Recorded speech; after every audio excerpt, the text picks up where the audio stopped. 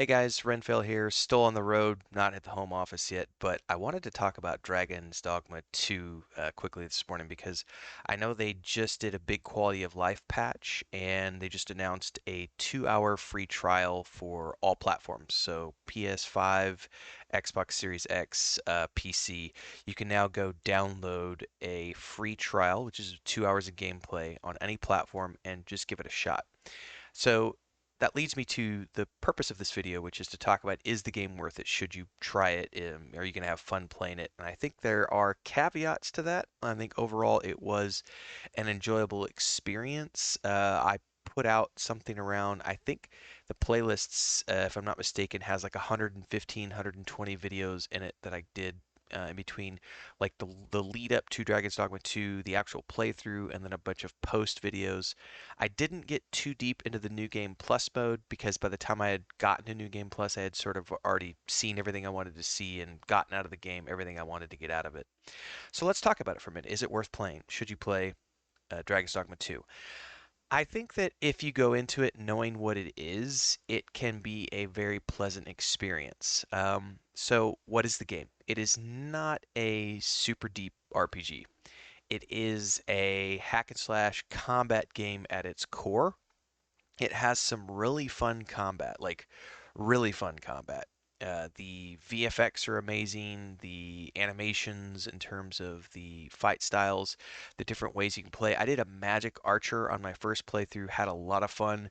Went back through in New Game Plus and tried out different things and had fun with pretty much everything I played, although the Magic Archer was definitely still my favorite in terms of the playstyle that I was looking to get out of it because I wanted to do something. I like Rangers. I've typically always played Rangers, and I also wanted to be able to blend magic. And one of the things I really wanted was to be able to lock onto the target.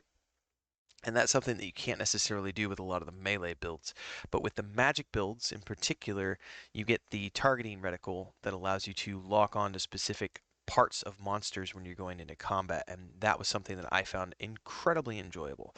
So, from a combat perspective, it was a fun game in the initial hours. And this is where I want to stress some of the things that I didn't like about the game just a little bit. Because one of the frustrating things for me personally is that after about 20 hours of gameplay, it got really sort of repetitive, and that's something that it's a criticism that I dole out for most combat-oriented games, in the sense like God of War is a great example. I love the storyline in the last couple of God of War games, and it was a lot of fun, fast-paced.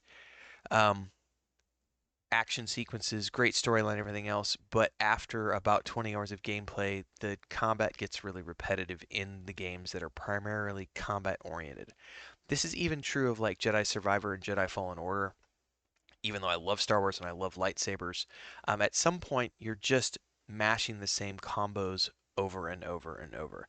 And that was the one downside for me to Dragon's Dogma 2, was that the combat for me personally got a little bit repetitive after about 20 hours of gameplay. Now, that's not going to be the same for everybody. Some people are going to be able to play this game for hundreds of hours.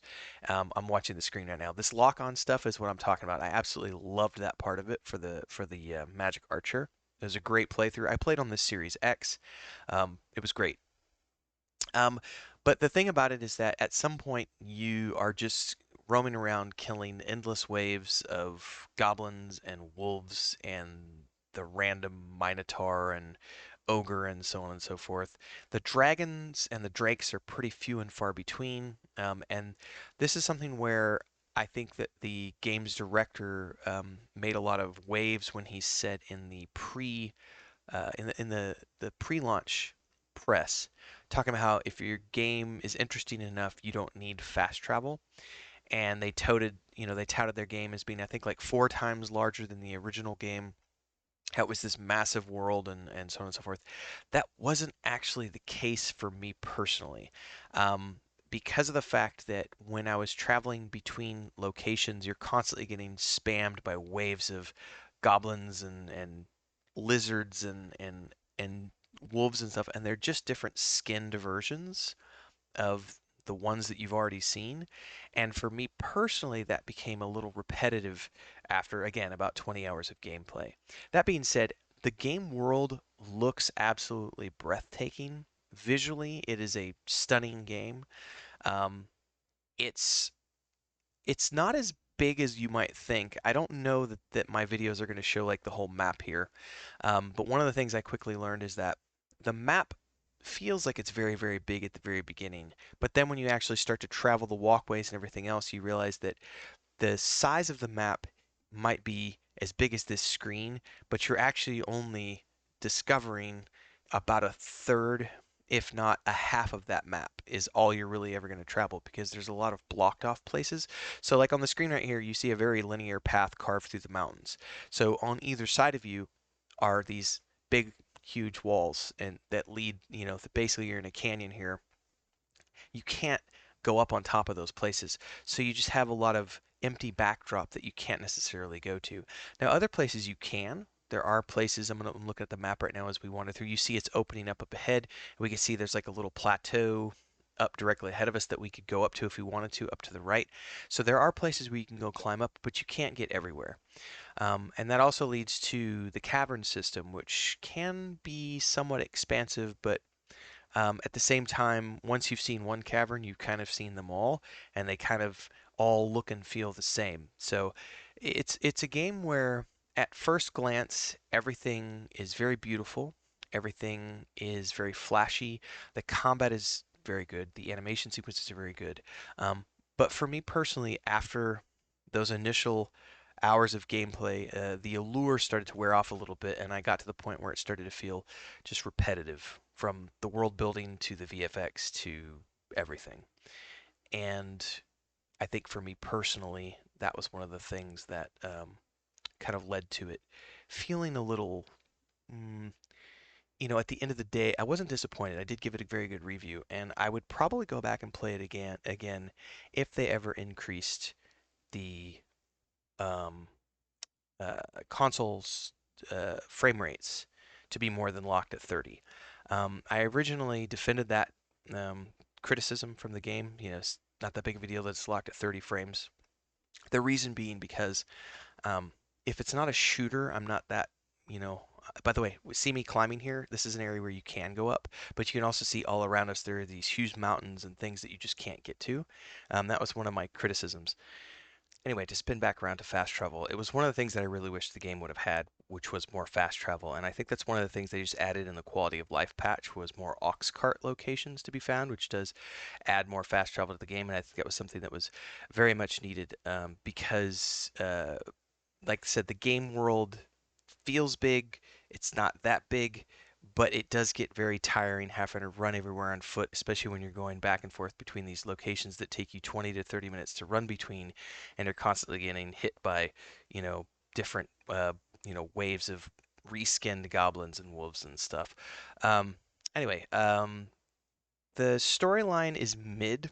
I'm a story gamer, so if it doesn't have a great story, I'm gonna tend to not rated as highly as other games because I just really love good narration and stuff. But again, it's the combat is something that it is very, very fun. And if you like that style of combat, you could easily put hundreds of hours into the gameplay. Unfortunately for me, I tend to prioritize story more than combat. So that's just a personal preference for me. It is a fun game. Um, the new game plus mode has a lot of different ways to approach it, and there's different endings. I will say, don't believe anybody that tries to tell you that there's a true ending to the game because there's not. There's just many different endings that you get to choose from based on your experiences and decisions through the game. But the game world doesn't change that much, with the exception of one particular ending where things can change a little bit. For the most part, if you're going through New Game Plus, it's mostly going to be about unlocking new skill sets and just maxing everything out. So if you liked your Magic Archer playthrough and you want to do a mage, you can go through and do a mage your next new game. Then you can go through a new game again. If I remember correctly, there's 999 levels. Like you can really take it as far as you want and max everything out in the game if you so choose. The only criticism I really have, frame rate. That was the one thing I got sidetracked about. Um, The frame rate thing for me, I would give it another playthrough if they ever unlocked it to 60 frames. And I say that because, like with Starfield, I had a lot of fun through my first playthrough of Starfield, and then when they unlocked 60 frame mode for the consoles, uh, my experience was completely different. My second playthrough of Starfield was way better than the first playthrough, and I feel like this game would definitely benefit from having a better optimization. And being able to unlock better frame modes for the consoles in particular. I don't think that's an issue for people who are on high-end PCs. But at the end of the day, I think the game offering a free 2 hour trial is a good thing, so you get a chance to actually sink your teeth into it. I will say that the game isn't necessarily very long, so if you're someone like me, like my first playthrough of the game was pretty quick because I was just kind of doing the main storyline, wasn't too interested in all the side quests because again, I'm primarily a story interested person. Um, but your mileage will vary. Some people got, 100 plus hours out of the game where I didn't. So I do think the game is worth it, understanding the caveats of everything I talked about here. If you like good visuals, if you like great VFX, if you like fast-paced combat, monster hunting, that can be a lot of fun. The dragon fights are particularly challenging, and the drake fights, everything else. Outside of those things, not so much. Although you can customize your difficulty, and your miles will vary on that as well. But with the free trial going on, I think you should try it out. Sink your teeth into it, see if you want to actually pick it up. I believe as of this recording, they've got it on sale as well, so you can try the trial, pick it up if you want to, and see what you think. There's a ton of videos up on my playlist, so if you want to learn more about the game, feel free to dive in. If you got any questions, let me know in the comments below.